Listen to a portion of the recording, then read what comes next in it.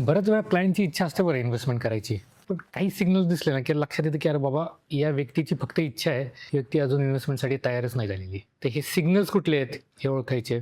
पहिला सिग्नल म्हणजे इमर्जन्सी फंडच नाही आणि तरी पण इन्व्हेस्टमेंट चालू करायची. तर होतं काय, इन्व्हेस्टमेंट सुरुवात करून 6-1 महिने झाले आणि समजा त्यावेळी कुठली फंडची गरज पडली इमर्जन्सी म्हणून, विकणार काय अशा वेळी? नेमकं त्यावेळी मार्केट 15% 20% खाली असेल तर मग काय? म्हणून इन्व्हेस्टमेंटच्या आधी पहिले 6-1 महिन्यांचा इमर्जन्सी फंड आपल्या खात्यामध्ये पाहिजे, लिक्विड स्वरूपात. आणि त्याच्यानंतरचा दुसरा प्रश्न, सर गॅरंटीड रिटर्न किती मिळेल? आता हा इन्व्हेस्टमेंटच्या रिलेटेड प्रश्नच नाही आहे. हा प्रश्न त्या इन्व्हेस्टरची चिंता, एक अँक्झायटी दाखवतो. जिथं चांगले रिटर्न्स आहेत, तिथं गॅरंटीड रिटर्न्स हे इन्व्हेस्टमेंटमध्ये कमी असतं खरं तर.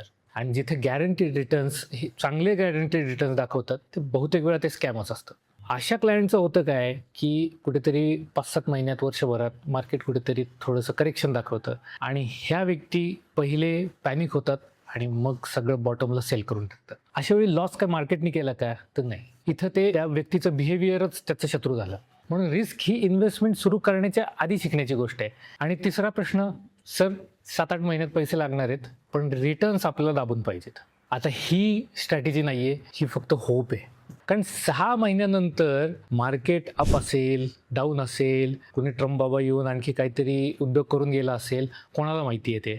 अशा वेळी जर का टायमिंग बरोबर लागला तर ठीक आहे, आणि टायमिंग चुकलं तर मग परत 7-8 महिन्यांमध्ये परत 20%, 25%, 30% डाऊन अशा मार्केटमध्ये पण पैसे काढावे लागू शकतात. म्हणजे थोडक्यात काय, ह्या तिन्ही गोष्टींमध्ये एकच पॅटर्न आहे, की समोरच्या व्यक्तीची इच्छा इन्व्हेस्टमेंट करायची, पण त्या व्यक्तीची अजून मानसिक तयारी झालेली नाहीये. आणि एखाद्या चांगल्या ॲडवायझरचं काम काय आहे, की योग्य वेळी योग्य व्यक्तीकडून योग्य माइंडसेटने योग्य ठिकाणी इन्व्हेस्टमेंट करून घेणे, योग्य कालावधीसाठी. फक्त इन्व्हेस्टमेंट करा हा सल्ला प्रत्येक वेळी योग्य ठरेलच असं नाही. तुम्ही जेव्हा इन्व्हेस्टमेंट चालू केली तेव्हा या 3 पैकी तुमच्याकडे कुठलाही सिग्नल होता का? कमेंटमध्ये नक्की सांगा.